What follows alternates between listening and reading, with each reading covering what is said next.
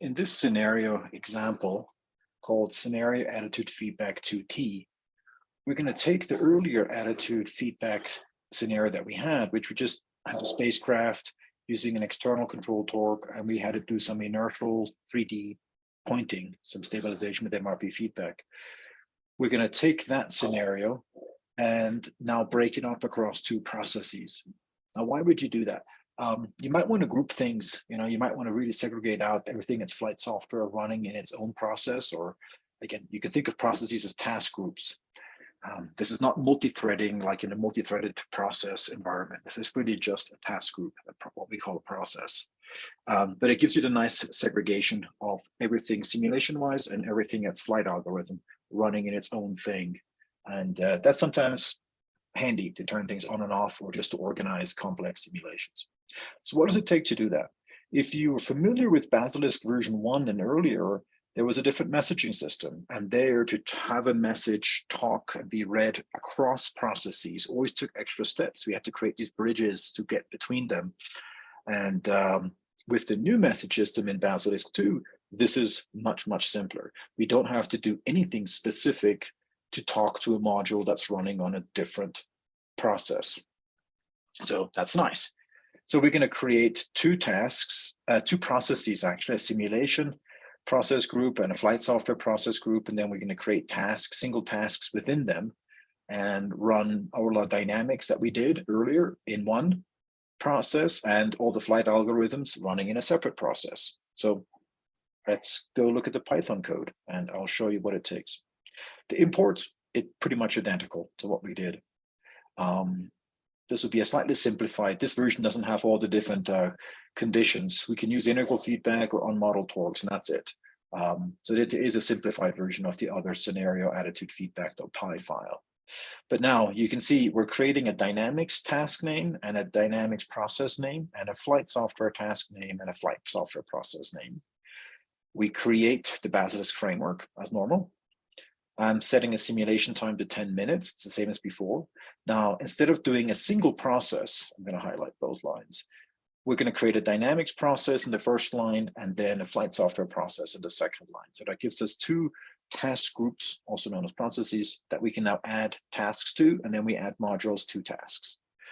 Per process, we're going to do two different simulation time steps. Here we want the dynamics to run at 10 Hertz. Maybe that's required to have extra fidelity. So we're going to be doing this updating every 0.1 seconds. And you can see to the dynamics task name, we create this, to the dynamics process, we add this new dynamics task at that update rate, 10 Hertz.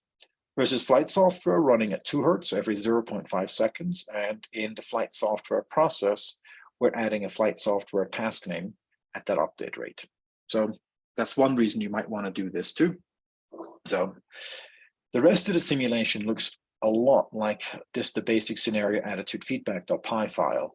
We create a spacecraft, we add it to that dynamics task now. Before it was just a task, right? It was a single task. We create our gravity bodies, Earth, we add them to the spacecraft. Actually, implicitly here, you might wonder how often do these gravity effectors actually update, and they will be updated at the rate of spacecraft object. Spacecraft object actually calls the update equations as an update routine on the gravity effectors. So Earth's position, if it weren't just at the origin, would be updated at 10 Hertz here because we're running a 10 Hertz process. Then we create the external module, same as before. If we're adding an unmodeled torque, we do that. We add simple nav. And then from the flight software, same steps. We create these modules. The only difference is now we add it to the flight software task. And that flight software task was inside the flight software process. So now we've got that segregation we're looking for. And the rest of the modules, the same thing. They're just always added to the flight software task. The rest of it is pretty much the same. We're setting up logging. We're creating here in a very simple way a C++ message for the vehicle configuration. We set the inertia without corruptions. We write that to it and create that input message. We set up our initial conditions, same as before, and then we do all the subscribing of the message that creates all the interfaces that we needed.